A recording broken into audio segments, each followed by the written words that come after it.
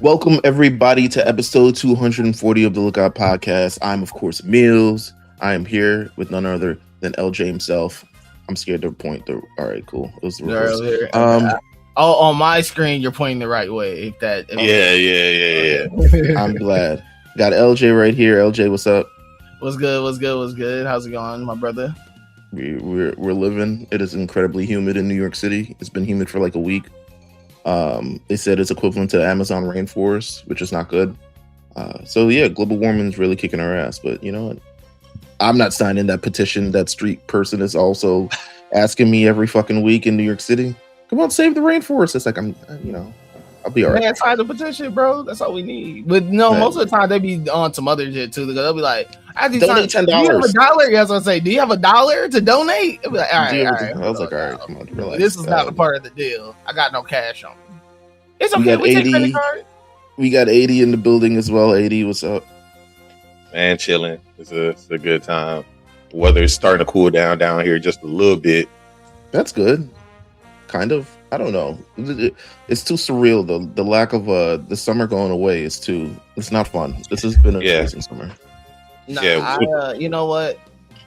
I'm cool with it. Thank God the heat is going away. Better time to come in. Come on, Minnesota. All right. Better. Whenever my birthday rolls around, it lets me know that we are entering the fall. How was your birthday? What did you? I know, doing? Man. Like, explain. Oh man, I really ain't do too much. I went to a Braves game, got drunk, saw a couple home runs. They won. Hey, that's all I could ask for. Hey man, come on, man. That's a 30+ life, baby. Come on. Also went to see Spider-Man. Did go see Spider-Man 4DX. Spider-Man. Don't do 4D. Let me tell you that now. That shit is crazy. He had the chair shaking. He was in there. What? I had to eat the popcorn down just to make sure it wasn't going flying out my hands. You know, it was all. The only movie I saw in 4DX was, I think it was the second or maybe the third My Hero Academia movie, and that wasn't even that crazy compared to like other things, but it's still crazy enough for me to be like, I'm not doing 4DX again. This is a major distraction. I don't know if we have a theater here that does it. I'm sure you guys do. Like, it was a Regal mall that y'all have. You ain't got no movie theater in that mall. We do have a movie theater in the mall, but it doesn't. I don't think it has 4DX in it. Oh, come on, man! Missing out on an incredibly at least one movie. You got to go. Yeah, there are no current 4DX or Detective 4D theaters operating in Minnesota. That's crazy. That's crazy. Yeah, we to be honest, the big IMAX. I mean, we've always had IMAX, but like the large, joints. We just got 2 of those here. Okay. Listen, 4DX maybe. Listen, 4DX is just a distraction. It's a major distraction. It's actually incredibly detrimental to the movie watching experience when you're trying to pay attention to the movie, but then you're getting splashed by water and thrown to the left and all types of other stuff like that. Watching, if you're sitting in the back, you see everybody head bob like a roller coaster, bro. Like, I was just like, nah. By the time we got to Bakugo and Todoroki's quirks, I was like, I'm turning this shit off. Like, I'm done. You can turn it off? Yeah, I could turn it off. Okay. I'm not sure if 80 had. I don't think it was like options to turn water off. That was about. Yes. It was options to turn water off. That's what it was. I turned the water off for sure.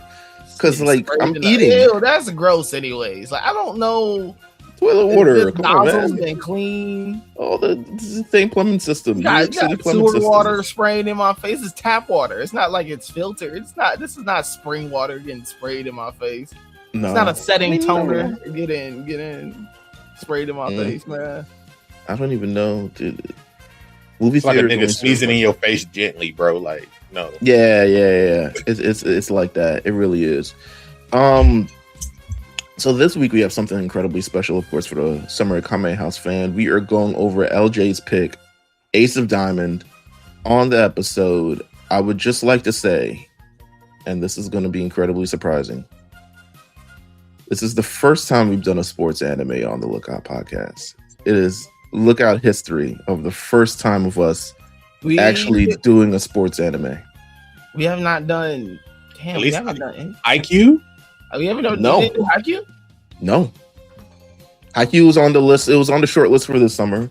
It was. But then I really only wanted to do season 3, but I felt like it would be a disservice if we didn't do season 1 and season 2. But season 1 is kind of long, and season 3 is like the right point. So we haven't done anything yet. Of course, Big Eyes. You guys have talked about Planet of Sports anime. We talked about Haikyuu. We talked about what else have we talked about? I mean, Ace of Diamonds, Slam Dunk. We talked Slam about Prince of Tennis. Prince of Tennis.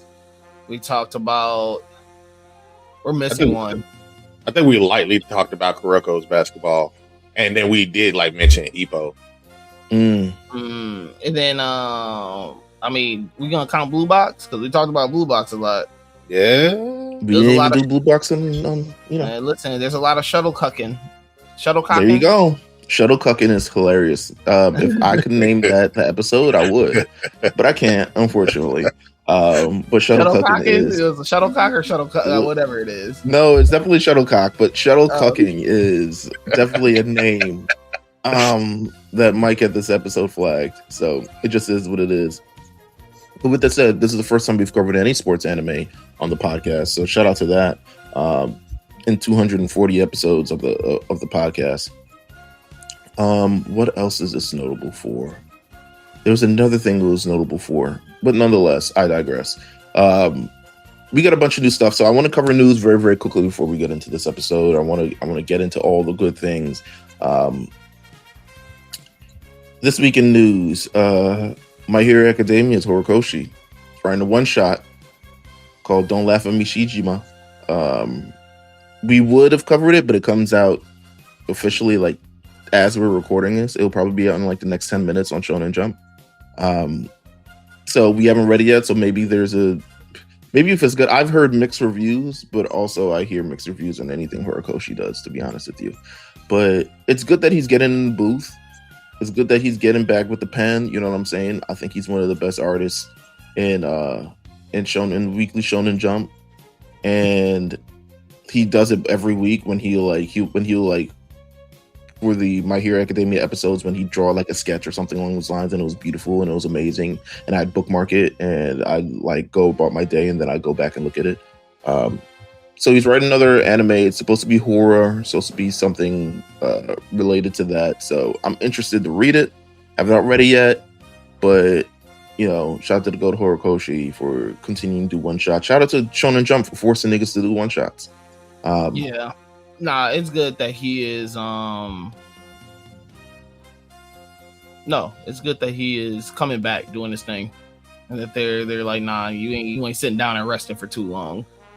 I think this is gonna be, I mean, obviously it's a one shot. I think if it turns out well, they'll end up spinning off or doing something with it, but I think Horikoshi's next work is going to be, I think it's gonna be something fun to read and to look and to see what he does, to be honest. I mean, obviously My Hero was world renowned, one of the best to do it. But that second work is, I think, as a writer for himself, is gonna like solidify him as where he's at on the rankings of one of the best mangaka out. We'll see if he got another classic in him.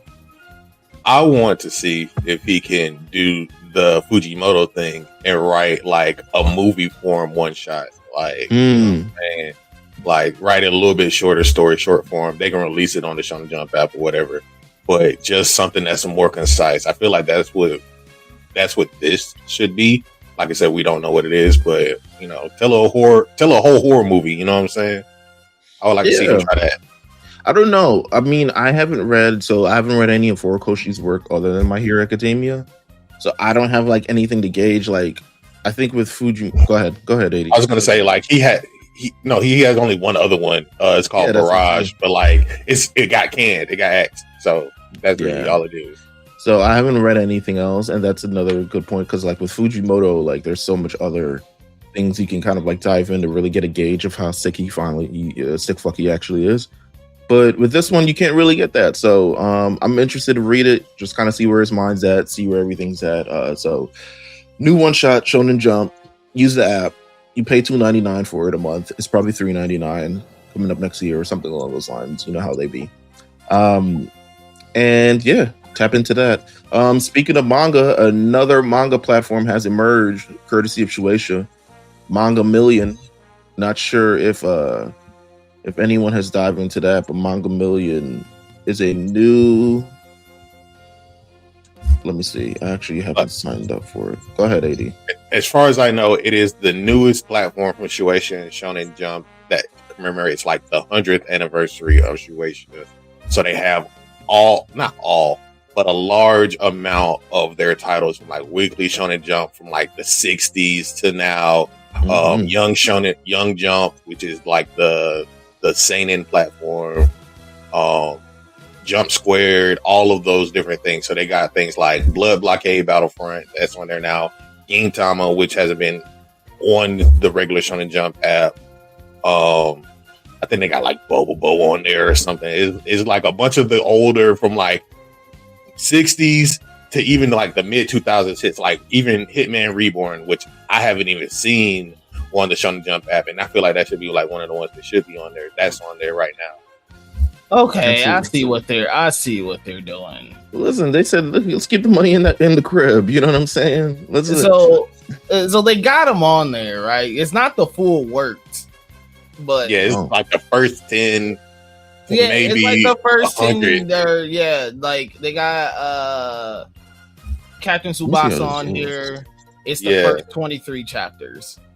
They got Nana on here. I wonder what else. What else they got? Straight from the horses, and they're all translated. So like some of the stuff languages, nigga. Yeah. Jesus Christ. Oshinoko. Oh, this is good quality too. This is amazing quality. Yeah, like this all officially translated, like they're from the volume type shit. Yeah, no, this is legit from the volume, but it looks like really good. I mean, I'm not saying Shonen Jump doesn't have great quality, but this is better quality. You know what I'm saying? I'm just going through it right now. They got the first 108 chapters of One Piece. Patui. You know, come on, man. Only 108 chapters. What are you, noobs? That's they barely got off the island, probably. They got the first 50 chapters of Kingdom on here. Mm-hmm. Oh, what else? I just saw Nana on here. There was their longest actual like manga. I think it's Kochi Kame. It's like 2,000 chapters of that. I think they got like a couple of.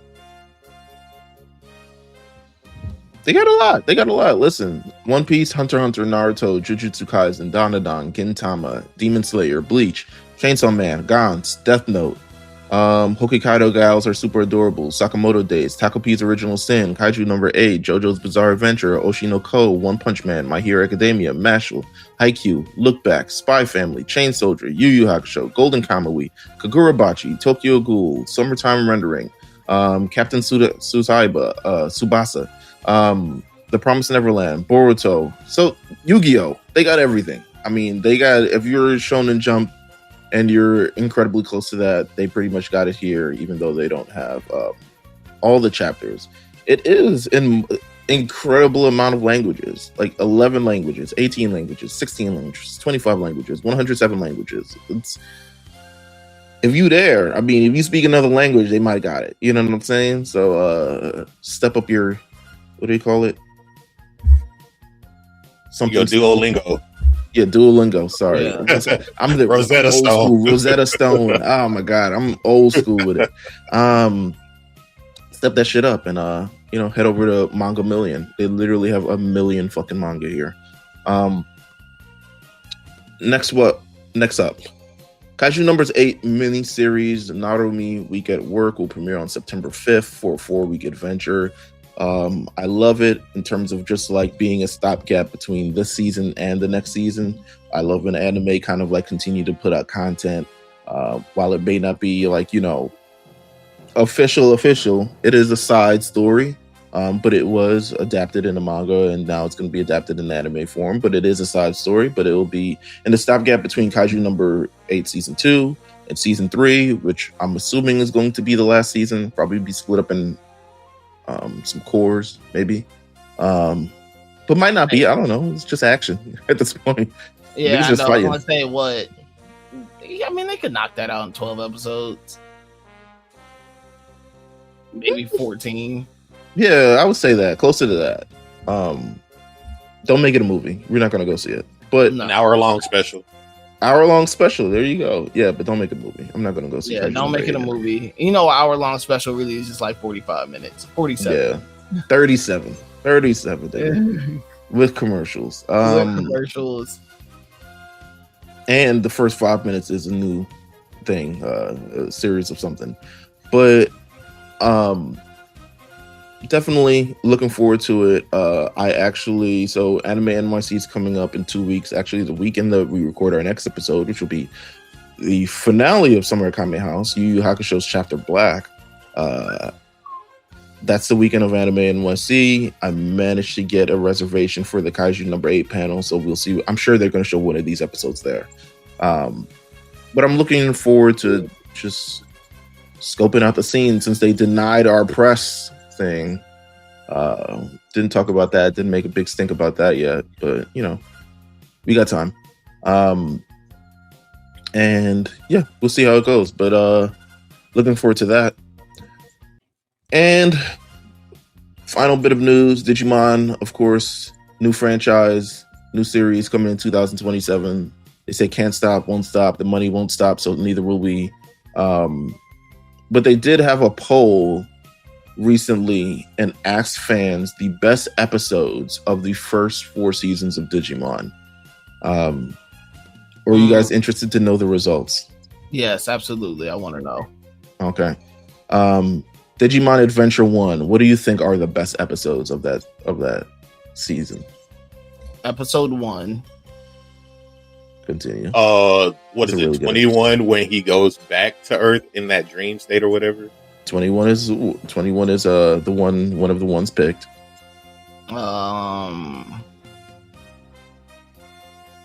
What's the episode with probably like the first Digi evolution?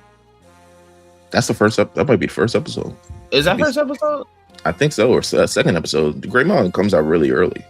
Skull Greymon episode. Oh yeah, kids are probably afraid by that. I think it's in the mix though. I think it's like top 5. I could be wrong. So the ones for the first adventure are the last episode, and episode 21, and episode 37. I think episode 37 is when Wizardmon dies. So the kids really went up for that. It really gave them their Piccolo mix, with the nigga taking a whole blast from a Digimon who doesn't normally do blast. Digimon Adventure 2. This one's a little bit different. It's been a minute, man, since I've seen but it's a little bit different. But you can guess. I think you can still guess which one of these is popular as well. I'm blanking. Yeah, I'm trying to think. Like, Wait, Kyrie and TK first get their Digimon. No, like, think of like satisfying moments. Think of satisfying moments.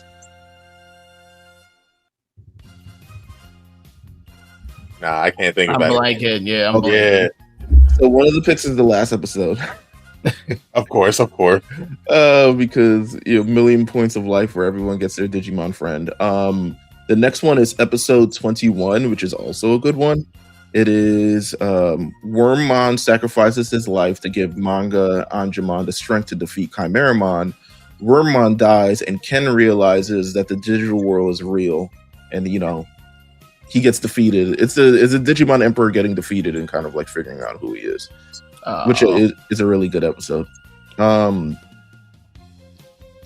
His master's voice is episode 13. There's a dark ocean that separates the real world and Digi world, and someone keeps hearing a voice. I think this is one of the things that they retconned halfway through the show, but yeah, it's up there. Complete side note, to whoever is watching this, all of us wearing black tees was not planned at all. I was literally reaching for a white tee this morning, and then I switched. I was like, you know what? let me throw on I something just threw black. on the black. Listen, Yeah, this is not threw it planned, on. but this shows the connection, the lookout connection. Third eye's always open. Yes, And you know what? I'll finish with Digimon Tamers just because it's the last one that we did, and we did it for the summer. Just take a guess. Just a wild guess. This one shouldn't be hard at all. Final episode. Final episode. Final episode is up there. The episode where they start nuking shit in the middle of the city. Is that it? What is it, like episode 22 or something like that? 20. No. Wait. Like- No. Wait. No. I think it's top 10. That's like in the top 10. Okay. So the top 3 are episode 43, which is Beelzemon's Big Day. Shows up. I think he turns the tide of the battle. He's on the good guy's side now. He's fully realized that power just means, and having friends and blah blah blah. Episode 35, Guilmon digivolves into Megadramon, who battles Beelzemon, and then I think he still gets his ass whooped. Or he whoops his ass. I don't remember. Takotomon and Guilmon biomerge and become Gallantmon, because kids merging with Digimon was then the next major leap in Digimon technology. And then, yes, episode 51, the last episode, which I haven't seen yet. Or haven't seen in a long time. But it's good. I mean, Digimon's celebrating their 30th something anniversary. So, they're getting everyone involved, and there'll be a new series next year, as it always is. I think that's it for the news this week, unless something came out while I was asleep. You know how Sundays be. You show up, and then the there's Yankees win over the Braves. Let's talk about it. It's so crazy. Hey man, listen, I'm not upset at it. All I know is this: Yankees play their base. I tweeted it, but the Yankees play their best baseball when we got a biracial black man at shortstop. We got a biracial black man at shortstop, and the tides have been turning. Shout out to my son George, who's been changing the tone of this team. So, I like what I'm seeing so far. Raisel Iglesias, you bastard. You literally threw the game away. I'm upset completely at that entire first game. Second game was cool. It would be the weekend to record the podcast for Ace of Diamond, where it is a full Yankees versus Braves series. I think we have a great thing with timing, divine timing, especially with the number of our episodes and stuff like that. It would be a Braves versus Yankees series the weekend we record. The one time in Lookout history we've done a baseball sports anime podcast. But just very quickly before we move on to Ace of Diamond, how is everyone feeling about their team? I'm trending up, but I'm feeling a bit more optimistic. I've kind of let go of our horrendous trade deadline. I'm feeling up. We made, George has definitely came onto the team and made some changes. I feel energy shifts. We're still pretty injured and beat up, so once some guys come back from the IL, I'll feel a little bit more comfortable. But through our offensive woes, our starting pitchers have been looking great. Will Warren, Ryan Weathers, the guys who our starting rotation is amazing right now. I just need us to start clicking on the offensive end. Fuck Trent Grisham. Other than that, though, hey man, listen, hope's still alive for number 28 coming home. Somewhat in the same direction, even though this weekend was kind of, it is what it is. Shout out to Tyler Molly. He came in from the trade deadline, pitched an amazing game, practically a shutout. Fucking Raisel Iglesias. I'm never going to get over that. Because he's supposed to be our best reliever, and he just does that. It's pretty bad. But I think our pitching rotation is still pretty solid. Our bats are doing better. Ronnie's back. He's looking pretty good. Hysun Kim, I don't know what he's doing here. it is what it is with him. But everybody else is pretty much clicking. I think we're doing pretty solidly. Looking like we're going to be in the running, at least top 3 in the NL. So just need to keep it going all the way through September. Let's see what the playoffs hold. Absolutely, that's my only hope for. That's my only hope for baseball. I mean, for sports right now in general, because everything else, Falcons, Hawks. You'll get there. I mean, I truly believe your Hawks is better than their record at certain points. Just not better than Knicks. But with that said. With that said, let's get into this episode of Summer at Kame House. LJ, this is your pick, Ace of Diamonds. Yes. Please talk about why you picked this one for us to cover during this summer. This sad, dubless anime that I had to sit down and pay attention to every episode because there's no dub, there's no quirky English voice actors, there's nothing. They said, nah, dub that. You get subbed, Max. Please talk about it. Yes. So Ace of the Diamond, it's summertime. It's baseball. I love baseball. I don't know if I love summertime, but I love baseball. And I just thought it would be something fun for us to do. Obviously, me and AD have bonded over this sport. This anime was one of the first sports anime I watched. And I just loved it off rip. I think what I like so much about it is that, especially during a time where like sports anime was really going the shonen side of things, where they had special pitches and this and that. Like, they really try to make it very shonen-esque. This felt so just rooted and grounded of what baseball is playing like. And those are just my favorite sports and type of sports animes. I just like it when they keep it very realistic. And that's what this was, especially as someone who has played baseball for a very long time. The way that they just break down the game, the way that they are able to add some type of like actual application in like real life, like, oh no, like this is like how the game works, this is how the tournament works, this is how the baseball system in Japan works. There's actually a really good documentary on Netflix that talks about the tournament that they're working to go to. That was actually a really good watch. I could look up the name of it later, but no, for me, man, it was just like, once again, it clicked on for everything for me. Just watching it, you're able to like the characters and grow with the characters. My favorite thing about sports anime in general is the fact that they can lose. You can get cut.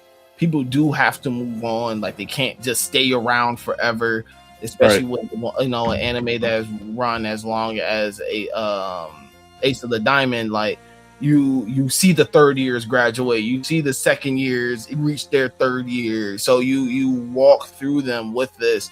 And once again, in life, that is just that's kind of the transitions that you go through. Like, you do get cut, and you see players that you like get injured, and you see them, have to work their way through JV all the way to varsity. So I like the fact that they really are like, oh no, like, we're implementing the grind into this. Like, you see the players having to work, even the numbering system of how the players get their numbers. It really is based on the ranks they are in terms and how good they are. So if you have number 1, you're the top guy. If you have number 2, so I really love how they are. I just love the realism in it. I love the characters. It's fun. It's a fun watch. It keeps you, even as a sub, like, I'm actually able to pay attention and go through it. Once you start getting into the games, you're like, oh, this is really intense. Well, I wanna ask you guys kind of about your own baseball experiences. Like, when did you start playing baseball? When were you interested in baseball? And like, how has anything connected to the anime? I want to start with AD first. Like, AD, when did you start playing baseball? I started when I was like 5 years old, like in T-ball, like surprisingly, baseball is really big down here in Atlanta. That's where I made a lot of connections with a lot of my friends. So we all used to play at this park, and everybody joined the team. And then from that point on, I started playing a little bit more around the city. So, like, there are different places where you can play baseball down here, and you have like district tournaments, regional tournaments. There used to be a tournament called the Wood Bat Classic, hosted by like John Smoltz and Marquise Grisham, that we used to play every year. That would be the only tournament where we would actually use wood bats, because you know when you're in the youth leagues, you have to play with aluminum bats or whatever. So from that point on, I ended up going, playing in high school, played catcher and first base most of the time. And yeah, that's really my experience. I love baseball. Like, just being able to go out to the field, run, do the different drills. Batting practice was always great. You know what I'm saying? And with this sport, with this anime, it at least helped me restore that feeling, because it was something I couldn't do when I went to college. Like, I ended up playing football a lot more because big guy. But I always have a love for baseball. That's really like my favorite sport and my favorite thing to play. And just like the team aspect of it, seeing how people coordinate in the different ways, you being in the plate and having to understand situational aspect of it. It was like, okay, do I need to go for a home run here? Not really. There's a person on second base. I at least need to like knock it, opposite side of the field, give them a chance to run, advance the base runners.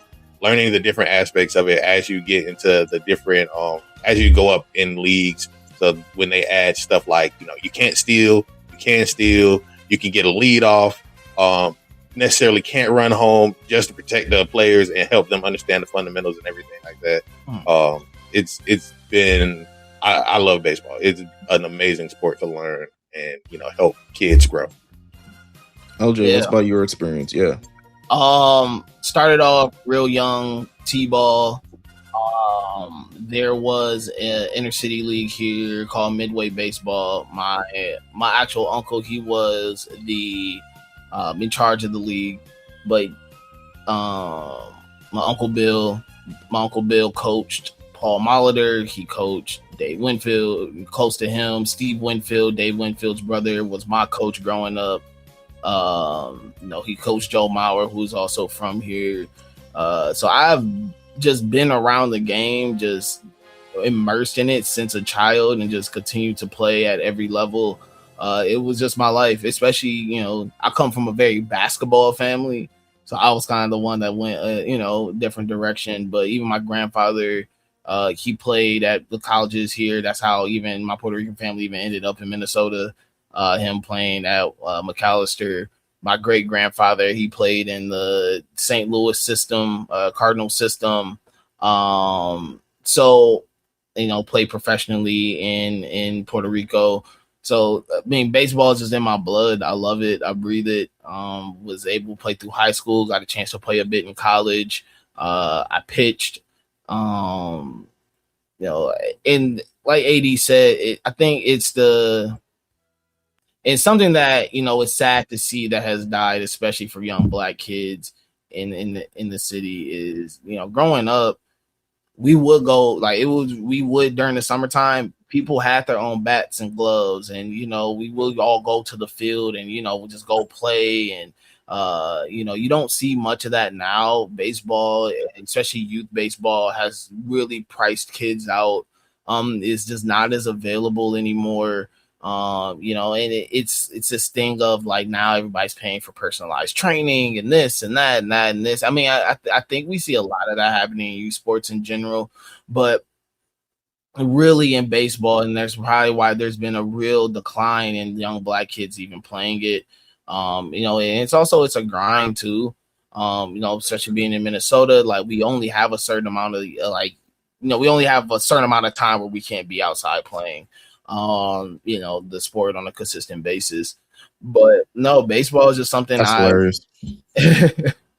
It's something that I've just been so passionate about, and I just love the game so much.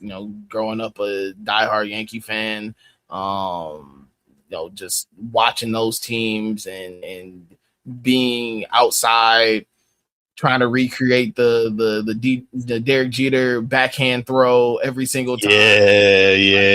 You grow up, you kick drill. You got one of my favorite things we used to do at the park was rundowns. Like, it's just the practice the rundown drill, and it's just like, no, this is a game. Or you find like a big wall and you play wall ball. You drop the ball, you got to run tag the wall and make sure that you get there. Like it's a bunch of different things, but that's like street fun type stuff. But well, I want to ask you guys: did you guys see any?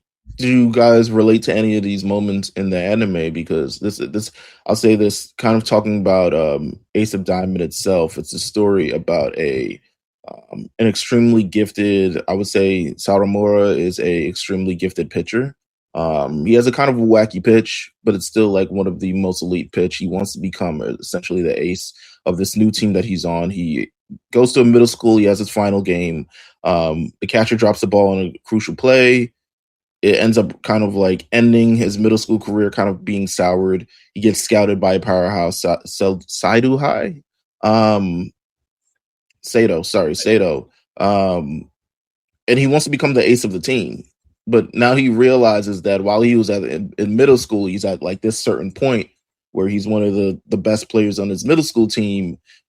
Pretty much in high school, he starts at the bottom again. He meets a number of people throughout of this to kind of like help him throughout the entire process. But did you guys see any kind of like, in terms of just the process of like having to even start over again, having to like, be humbled in a sense, like going to a new team or going to a new things? Like, did you guys feel any of that or experience any of that? Yeah, I mean, I definitely can relate to Sawanwa as a lot through his journey because it's very similar to my journey. Even as a pitcher, we're very similar where I had great movement, had good control. I was never like an overpowering guy in terms of velocity, but I was able to, throw my pitch, even just throw my fastball where it had a lot of movement to it. But having to work from freshman team, going through JV, going to like actually having to go through the steps and like knowing guys, shout out to Curtis, the only freshman that I know of that was playing and starting varsity, freshman year. So it's like I've played with guys. I played with guys who've been drafted before, and play with guys who have gone D1. So I've seen every player on the spectrum, and been that guy that's kind of had to start at the bottom and like grind my way to the top. I've even had like even in college, once I got in college and playing, my coach sat me down and was just like, "This is where I see you at on the depth chart," and I'm like, towards the bottom, I'm like, okay, now I got to work my way up and grind my way back to, grind my way to where I need to be. So just really understanding his journey is one thing that I once again, why I think I love the anime so much, because I could see myself through that journey and understanding like, oh, like this is a real thing that players go through. So I was able to find that connecting point within this show. For me, it would be I was more connected with Chris, the catcher who was injured, because towards my senior year, I tore my ACL, like my entire knee. So really, as much as I would have liked to play more, I was stuck in the process of rehabbing and not trying to injure myself more. The coaches knew that. All of my teammates knew that. So all these people who I grew up with, all these people who I played the last 3 years of baseball with, I really can't be on the field with them as much because of the injury. And the injury happened in football, which is crazy enough. And those 2 different seasons. That's what you being a multi-sport athlete, my nigga. I know, it's crazy, bro. I love the game. I love the hustle. Spring, yeah, I know. It's right to play in the spring and the fall. What is wrong with you, bro? Man, they used to curse me out so badly because my football coach would be like, "You going to play baseball again?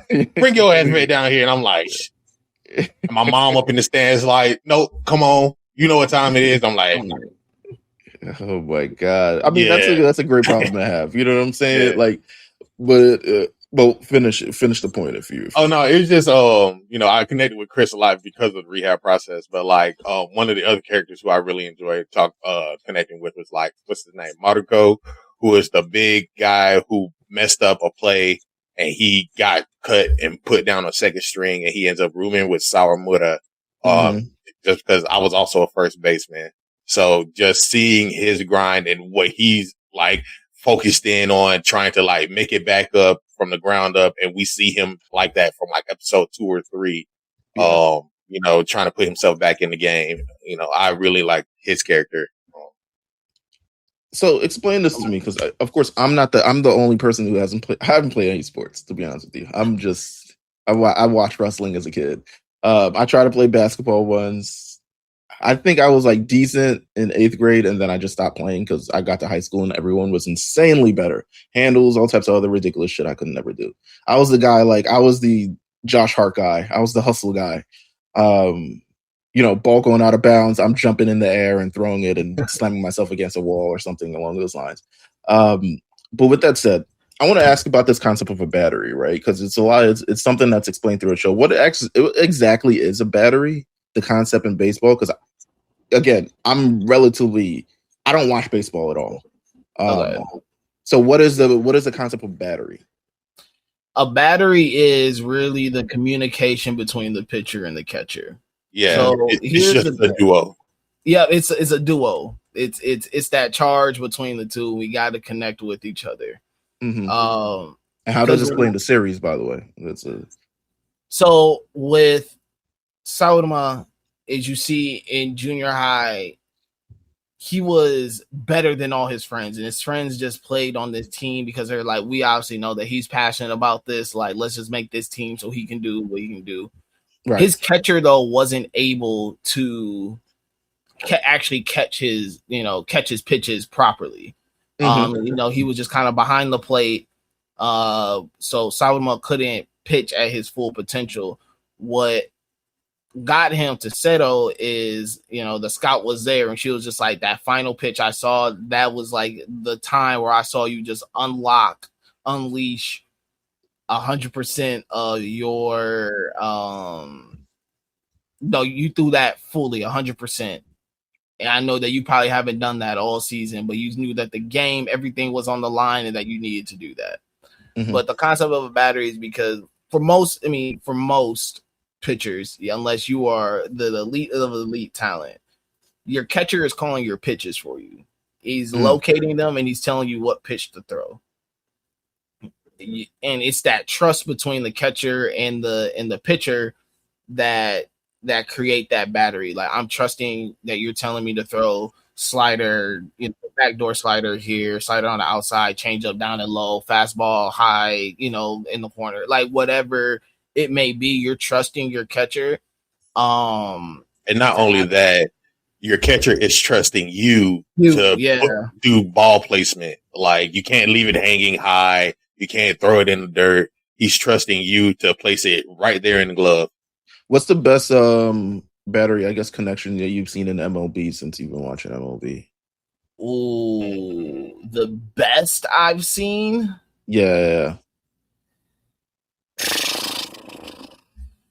I'm assuming they're good ones. I don't know. I don't even know if this is the actual. I don't even think about it like that. I don't think about it like that. But I'll say this: that Johan. What about Santana, this season? Maybe Joe even this Mauer, season. Okay, go ahead. No, that Johan Santana, Joe Mauer, like when those two were flowing, oh my God, that was great. I mean, I think Pettit, Posada during my time. I'm trying to. Where's some other really good? Oh, what's his name? Molina and why am I thinking Wainwright from St. Louis Cardinals? Molina, Wainwright was a good one. I think Salvador Perez is a great catcher. I mean, him and Greinke were great.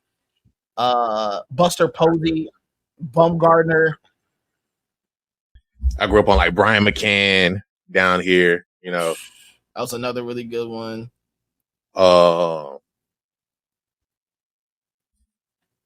Trying to think, yeah, there were some good ones, but it's a little different in the MLB, because sometimes, once again, those elite pitchers, they're so good that they kind of call their own spots.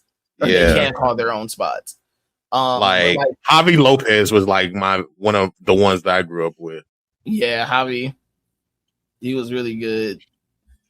Absolutely. But I think in the show, once again, teaching you the game, you see Sawano learn the game at a different level. So once he gets to high school and he's working with Miyuki, he's working with Chris, you know, they're teaching him these things, these intricate parts about pitching that Samura thinks like, oh, I'm a pitcher, it's just me up here. And they're like, no, like there's a connection between the pitcher and the batter. And there's also just not the batter, the catcher, but there's also just a connection between the pitcher and the fielders. You have to trust the people behind you just as much as you trust the person in front of you. I have to trust that if I even let up a hit, my fielders got it and they can make the play for me. You know, and you see someone to go through that process of learning that, and just like even learning to things like arm care, working out properly, strengthening your shoulder and your elbow and your flexibility, like knowing not to overthrow or to overwork. Right. Yeah.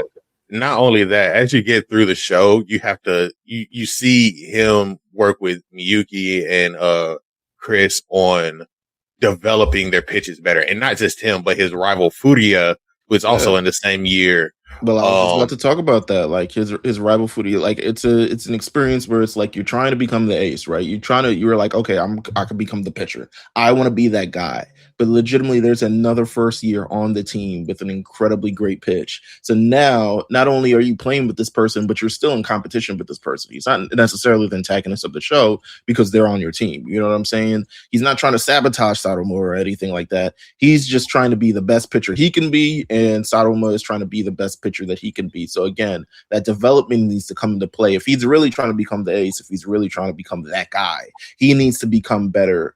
Just like, you know, Furia is incredibly gifted as well. So it's not, while you can have these like physical gifts, you can have these amazing gifts. It's all about kind of like how you develop yourself as a player, it seems, to be able to contribute to the team in the best way possible. And I think that's what Satomura is trying to do, at least in these episodes like 3 through 6 or something along those lines. He's like, he's you get established with that kind of like rival that you need. You know what I'm saying? Every competition. Also, it's also just kind of brings out the best in people. Like, you know, I'm trying to hoop the best of my team, trying to pitch the best of my team, et cetera, et cetera. Like, you know, again, a great kind of like look at like baseball and kind of like the dynamics between the teammates itself. It's not all just like teams. It's also like you still want to be better. You want to be that first string. You want to be a starter. You want to be a starter. Exactly. So then we're introduced. Go ahead. And pitching's especially in high school. Well, pitching is one of the rare positions where it's like you don't play every game. You don't pitch every game. I mean, in high school, there's some rules to it, like pitch limits and stuff. But it's the rare position where you're not out there playing every day. You're not an everyday player. So when you have your chances, you have to make the most of them. Right. Like, because you know, like, hey, I'm not going to throw again for another maybe 2 games, you know, or, you know, I'm not going to be able to go on the mound for another 2 games. But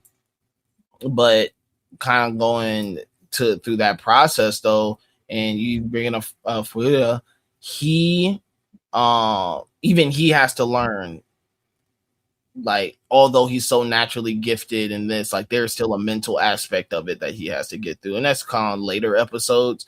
But I love the scrimmage episode, because one, that was always the most fun part of baseball, that preseason stuff where y'all all got to get together. Most of the time it was like varsity versus the JV freshman guys, and so like you're going out there, once again, we're all on the same team. We're all trying to encourage each other, but we also know there's some things on the line. There's maybe 2 varsity spots open. So you're going out there with this mindset of, I need to play with my team, but also I need to show out and show my best because I'm fighting for that spot that's available. So then we get into the part where Chris is introduced. 80, that's where you're kind of talking about, I think Furia goes with Miyuki to kind of train, and Satomura is assigned to train with Chris, but like, And then it's this whole dynamic, right? Like, because Chris is actually teaching him the ways of the game. He's injured, but he's still teaching him like how to carry yourself, how to move, and then how to like, become better, developing itself. But then you hit this interesting point at the end of the series of episodes where it's like Satomura earns his spot, but Chris doesn't. Like that heartbreak of like, I'm helping this. How many times have you helped somebody and then they just get a better situation than you? And like, nigga, I told you everything I know. You know what I'm saying? Like, and then I think Chris ends up becoming like the manager of the team or something along those lines. But he's hurt. You know what I'm saying? So it just is what it is. But kind of like talk about 80, kind of talk about that process if you picked up anything from it or enjoyed anything from, I guess, the introduction of Chris to the show. Yeah, like the dynamic between Chris and Satomura is kind of funny. The fact his name is named Chris, by the way, is just blowing mine. It's considered full Japanese names here, but whatever. His dad played in major leagues. He went over to America for a little bit to play. Came back. Came back, and Chris is an interesting character with his dynamic with Satomura because you see that Satomura wants to play with Miyuki. He wants to form the battery. Like after that first matchup with him where he's pitched with Azuma, who graduated and is now off into the major leagues from their team. He's like, no, I want to form with you. Like you're an interesting guy. You caught my pitches. The other characters couldn't do that back in my day. Like I really want to play with you. And then they get introduced to Chris, who is more somber, more mellow. Satomura isn't really understanding his work ethic. He thinks that he's like quitting early, but he doesn't understand like, I'm in this situation right now because I'm injured. I'm going to teach you everything that you need to do to protect your body and develop yourself to being a better pitcher. So like Chris shows him like the study of like, band resistance workouts, how to move your body with weights and everything, like just training yourself up because you're young, you have flexible and limber, joints and everything. Like you need that as a pitcher. Don't be like me. So like one of my favorite moments is with Satomura talking with the lady who recruited him and Miyuki. He's like just going off about how Chris isn't doing this. He's leaving practice early. I don't think he's serious about baseball. And Miyuki jacks him up, pushes him against the wall like, hey, bro, you better shut that shit up. You can talk about anybody else. I won't let you talk about him. Yeah. He was like, hey, Miyuki was about to boom that boy. He been joking the entire series. And then the moment he was like, chill, shut that shit down. Hey, the one thing about this that I wish that they added in the show, you ever seen the video of Ichiro working out of the weight machine the special weight machine that he created? Yeah. I wish they had that in there. That is the funniest and greatest video. I love that Ichiro video because you're like, what the hell is he doing? He's like, oh, in America, y'all don't have weight machines that actually like move how a baseball player moves. So he got this one custom built. It's the freakiest thing I've ever seen. And then, just seeing what he has to go through and like train his body to do. Satomura comes to realize like, why didn't you stop me? Like I was going off, like I was being a loudmouth hothead and you ain't stopped me. So just seeing Chris, who understands and wants to actually help Satomura, and Satomura now, like, having to change the tune, like he's not playing baseball alone anymore. He has people around him who understand the game, understand a lot more than he realizes. He's opening his mind up a lot more. Like he thought about this with the coach. He thought about this with Chris. He's thinking about this sometimes with Miyuki. Like, he just doesn't know as much, and like being exposed to all of these different people in this baseball school is helping him grow, not only as a player but as a person, like just understanding people a lot better. Absolutely. Yeah. And by the end of this 13 episode, I mean, he's not the ace. He's not the ace yet. I mean, granted, he's probably far away from it, but he's definitely like first string. He's earned a spot on the team, which is great development from where he was in episode 1, episode 2 to where he is now, pissing off that coach to where he is now, where he has some trust within the team and trust within his abilities, and he's been doing the work and getting people into it. I mean, one of the best moments I thought during the show was like he's not out there on the mound, but as they're down, he's encouraging them and getting everyone into it and you need those type of players, right? You need those people on the team. I remember, I mean, this isn't a baseball comparison. It's more of a basketball comparison. Who was that on our team? On the Jose Alvarado, or definitely Jeremy Sohan. Jeremy Sohan. Yeah, Jeremy Sohan is a fool. On our team, it was him. In previous years, the last year was Campaign. Campaign was our huge like battery, like let's fucking go. Like he said, that's why I was like, yeah, AD, y'all should put him on the bench or something along those lines. Don't let him go all the way to Turkey. But then y'all like shout out Lou Dort. And then previous to that, I remember specifically on our like 2000, he does a podcast now. What the fuck is he ended up going to Dallas 2021 Knicks. Oh, Reggie Bullock? No, it wasn't Reggie. Reggie's cool though. Reggie got his own island. That's kind of insane. It was fucking, he got a podcast now. Where the fuck is he? Not Alan. No. He played. Good Lord. He's got. The worst part is he's got a podcast. Like for some reason, he was traded to Dallas. It's killing me just because he's like not like a really good player, but he's still like was notable to us on our team. Ah, my God. Hold on. Knicks. Wait. Dallas Mavs 2022. Sorry, this is taking so long. I just got to get his name. It starts with T. Fuck. Not Reggie Bullock. Was this nigga Theo Pinson? Oh my God. Great vibes guy. He was always like making everyone laugh, and you needed that on a team with Julius Randle, who would get pissed off. He was very, very emotional, as he always would come back to the bench if something bad happened or something along those happened. And he always just needed a guy. They'd be like, "Yo, my nigga, relax. Like, we don't be here. Millions of dollars, et cetera, et cetera. Like, you need that guy." And he was always that guy. You know what I'm saying? Like, always at the end of the bench. Most of the people just generally loved him. It's just that we couldn't pay him, and he was taking up a spot.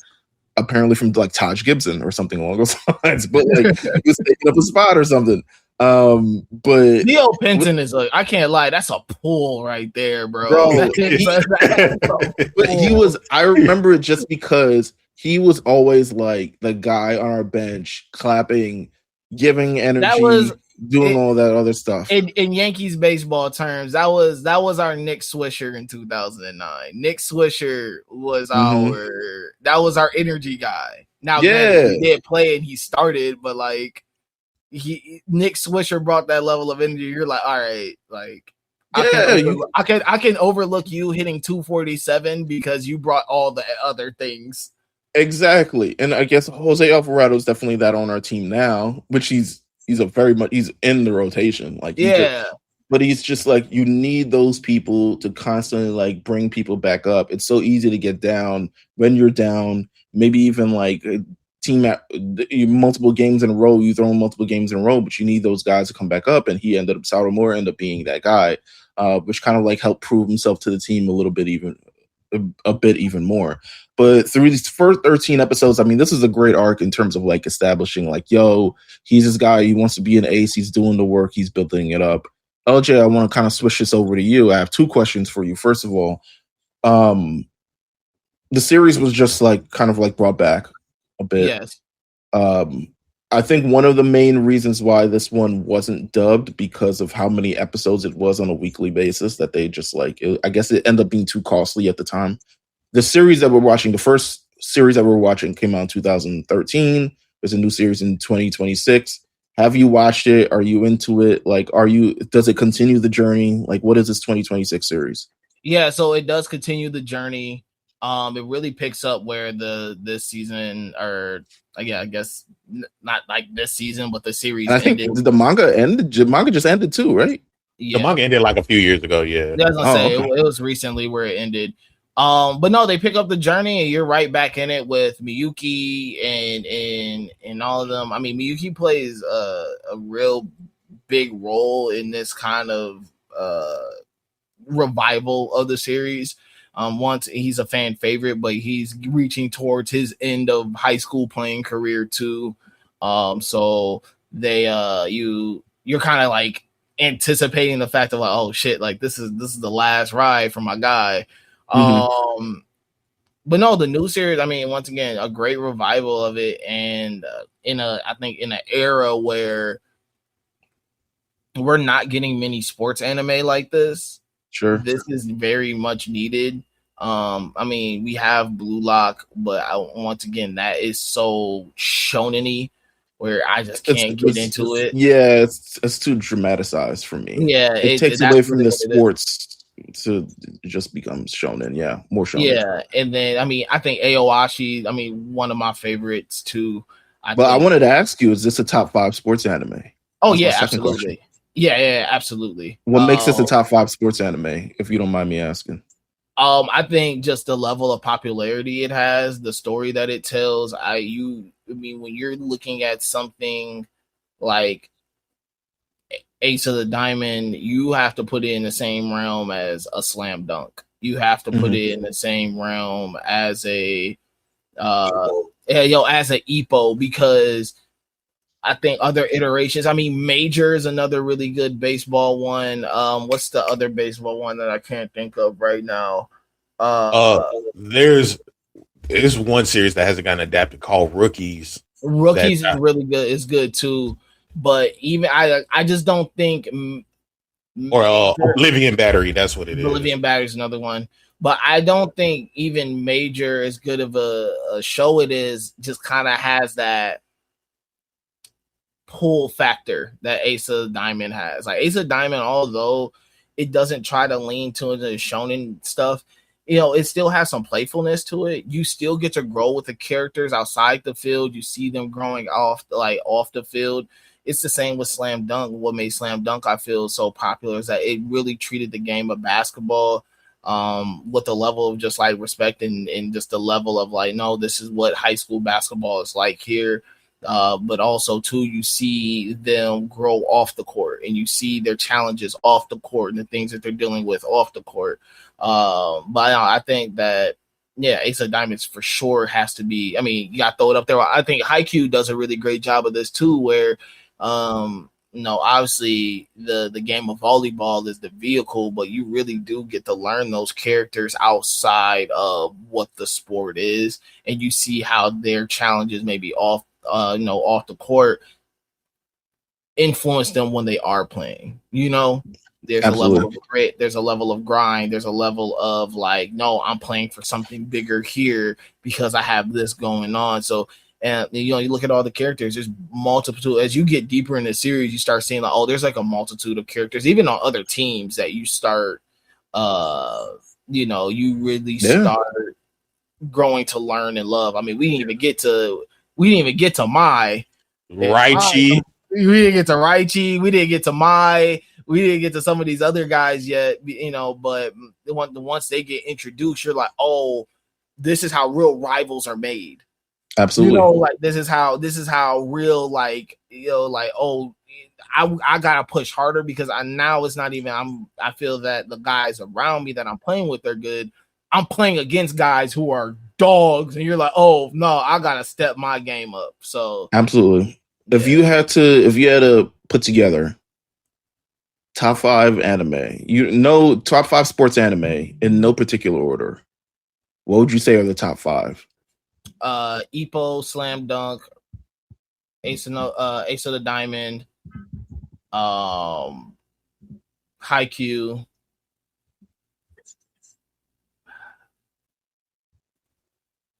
Yeah.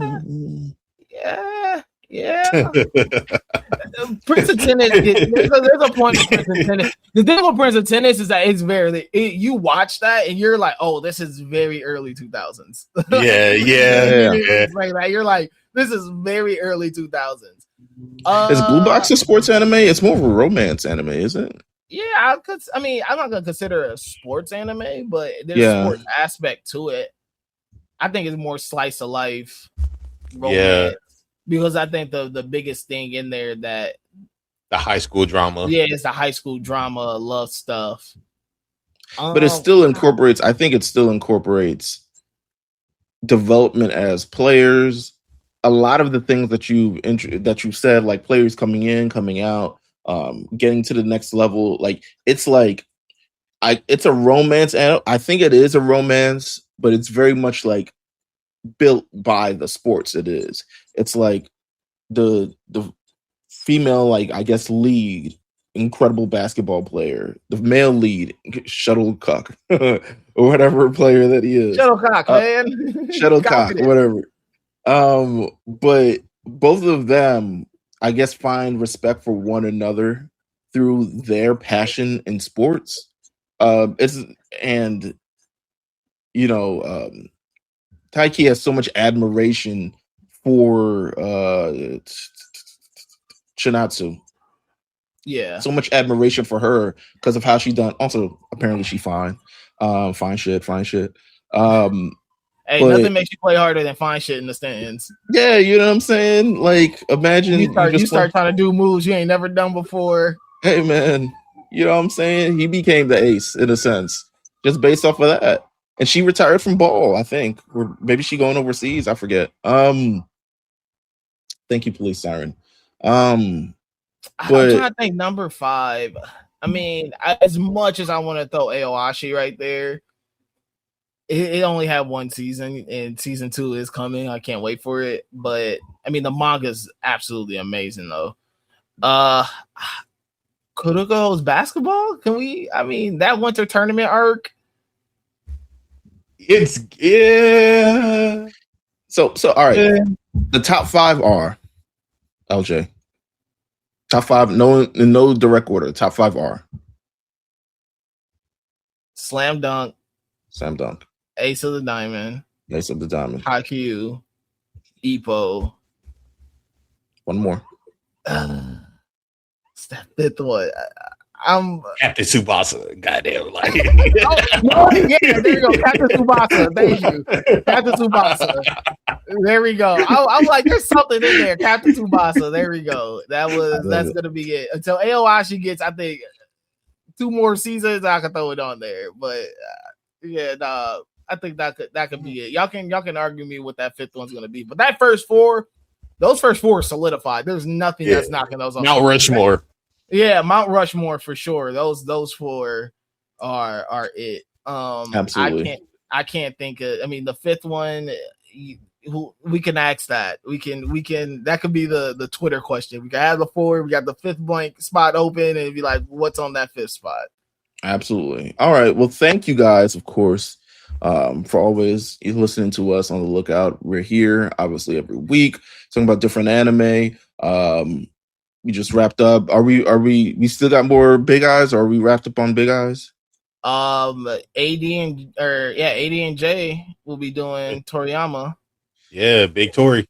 Hey man, he just got inducted into a Hall of Fame just a couple of days ago. I forgot what it is. I had it on my thing, but I was like, let me shorten the thing. But he just got inducted into a Hall of Fame of creators and writers. So shout out to Akira Toriyama, one of the GOATs.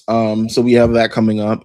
And we're wrapping up summer at Kame House. Next episode will be the classic Yu Yu Hakusho. No, it is not the Dark Tournament, but it's the arc after that.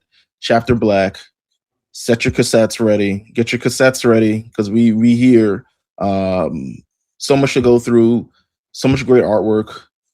So much like development from the characters. We were over the half point of Yu Yu Hakusho, so now we just kind of get to dive into it. It is quite a bit of episodes compared to what we normally do, but Yu Yu Hakusho is a pretty easy watch, because the characters are stupid and fun and ridiculous and all this other stuff like that. So it is the Chapter Black goes from episode 67 through episode 94, so it's almost 30 episodes. But you get the gist of it, and there's a guy called Seaman in it, so we get to have fun with that. Make sure you guys listen to The Lookout anywhere you can listen to The Lookout. Make sure you subscribe to us on YouTube. Get our subscribers up. We're on the road to 1,000 at this point. We got almost 800. So if we can get to 1,000, we can crack that. Maybe we can show them motherfuckers at Anime NYC what we mean. Listen to us anywhere. Subscribe to us on Twitter. Subscribe to us on Instagram. Subscribe to us anywhere you listen to podcasts. Thank you guys for tuning in. Don't meet us there, beat us there. This is The Lookout, and we'll see you guys next time. Peace. Peace.